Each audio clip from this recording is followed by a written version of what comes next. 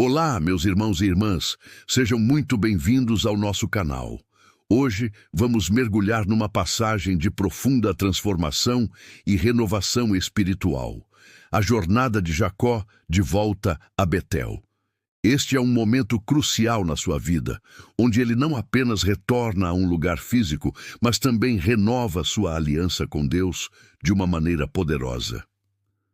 Vamos juntos desvendar as camadas dessa história incrível. Bênção em Betel. Deus disse a Jacó: apronte-se, vá para Betel e fique morando lá. Em Betel construa um altar e o dedique a mim, o Deus que lhe apareceu quando você estava fugindo do seu irmão Esaú. Então Jacó disse à sua família e a todos os que estavam com ele: joguem fora todas as imagens dos deuses estrangeiros que vocês têm. Purifiquem-se e vistam roupas limpas. Aprontem-se, que nós vamos para Betel. Ali vou fazer um altar dedicado ao Deus que me ajudou no tempo da minha aflição e que tem estado comigo em todos os lugares por onde tenho andado. Eles entregaram as imagens dos deuses estrangeiros que tinham e os brincos que usavam nas orelhas. E Jacó enterrou tudo debaixo da árvore sagrada que fica perto de Siquém. Quando eles foram embora, Deus fez com que os moradores das cidades vizinhas ficassem com um medo terrível, e por isso eles não perseguiram Jacó. Assim, Jacó e toda a sua gente chegaram a Luz, cidade que também é conhecida pelo nome de Betel, e que fica na terra de Canaã. Ali ele construiu um altar e pôs naquele lugar o nome de o Deus de Betel, porque ali Deus havia aparecido a ele quando estava fugindo do seu irmão. Naquele lugar morreu Débora, a mulher que havia sido babá de Rebeca. Ela foi sepultada debaixo da árvore sagrada que fica ao sul de Betel, e puseram naquele lugar o nome de Árvore Sagrada das Lágrimas. Quando Jacó voltou da Mesopotâmia, Deus lhe apareceu outra vez e o abençoou, dizendo: você se chama Jacó, porém esse não será mais o seu nome. Agora o seu nome será Israel. Assim, Deus pôs nele o nome de Israel. E disse também: eu sou o Deus Todo-Poderoso. Tenha muitos filhos e muitos descendentes. Uma nação e muitos povos sairão de você, e entre os seus descendentes haverá reis. A terra que dei a Abraão e a Isaque, darei também a você, e depois a darei aos seus descendentes. Quando acabou de falar com Jacó, Deus subiu e foi embora daquele lugar. Então Jacó pegou uma pedra e a colocou como pilar no lugar onde Deus havia falado com ele. Ele a separou para Deus, derramando vinho e azeite em cima. E pôs naquele lugar o nome de Betel, a morte de Raquel. Jacó e a sua família saíram de Betel. E quando estavam chegando perto de Efrata, Raquel começou a sentir dores de parto. E o parto foi difícil. Quando as dores estavam no ponto mais forte, a parteira disse: não tenha medo, você vai ter outro filho homem. Porém, ela estava morrendo. E antes de dar o último suspiro, chamou o menino de Benoni. Mas o pai pôs nele o nome de Benjamim. Assim, Raquel morreu e foi sepultada na beira do caminho de Efrata, que agora se chama Belém. Jacó pôs sobre a sepultura uma pedra como pilar, e ela marca o lugar da sepultura até hoje. Depois, Jacó saiu dali e armou o seu acampamento do outro lado da torre de Éder. Os filhos de Jacó. Um dia, quando Jacó estava morando naquele lugar, o seu filho Ruben teve relações com Bila, que era concubina de Jacó. Quando ele soube disso, ficou furioso. Os filhos de Jacó eram 12. Os que teve com Leia foram Ruben, o filho mais velho de Jacó, Simeão, Levi, Judá, Issacar e Zebulon. Com Raquel, ele teve José e Benjamim. Com Bila, a escrava de Raquel, ele teve Dan e Naftali. Com Zilpa, a escrava de Leia, ele teve Gade e Azer. Esses filhos de Jacó nasceram na Mesopotâmia.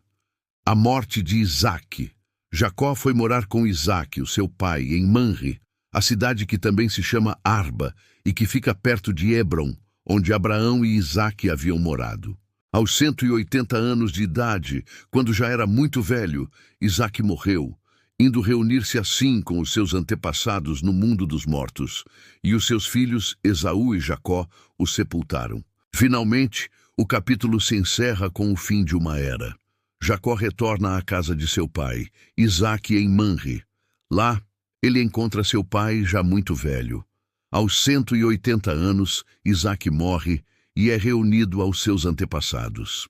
E em um momento de reconciliação e dever filial, os dois irmãos antes rivais, Esaú e Jacó, se unem para sepultar o pai.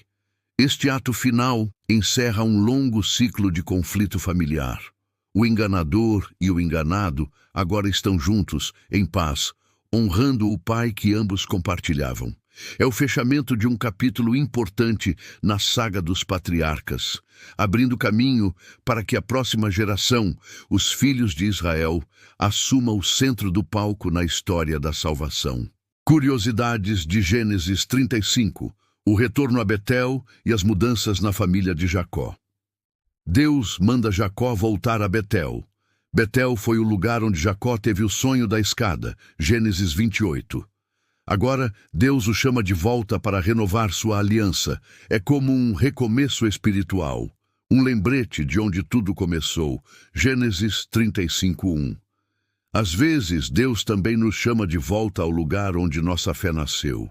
Jacó purifica sua casa dos ídolos. Antes de subir a Betel, ele ordena que todos tirem os deuses estrangeiros e troquem as roupas. Gênesis 35:2. É o primeiro ato de santificação familiar na Bíblia, mostrando que a presença de Deus requer pureza e separação do pecado. O terror de Deus protege Jacó. Enquanto viajam, o terror de Deus caiu sobre as cidades ao redor. Gênesis 35:5.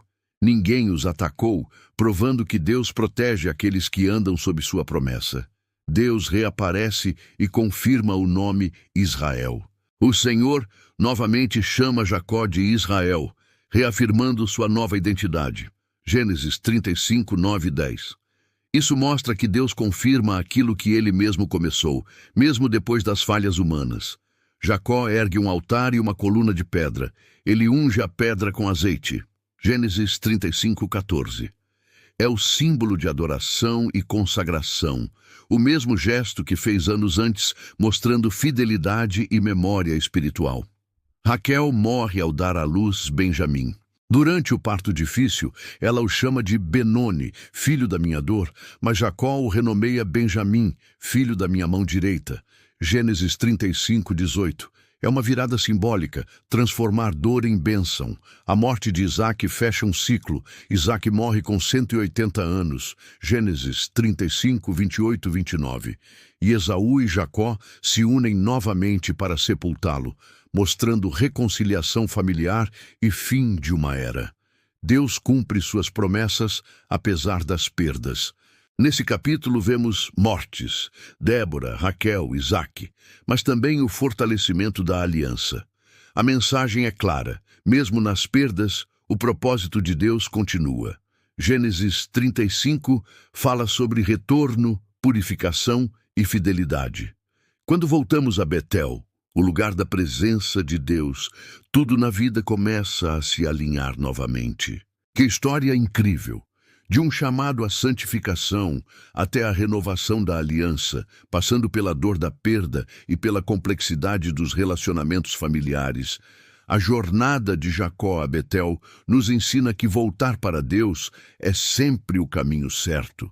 É um caminho de purificação, obediência e, acima de tudo, de encontro com a graça transformadora do Deus Todo-Poderoso, que muda nossos nomes, nossas identidades e nossos destinos. Muito obrigado por nos acompanhar nesta jornada espiritual hoje.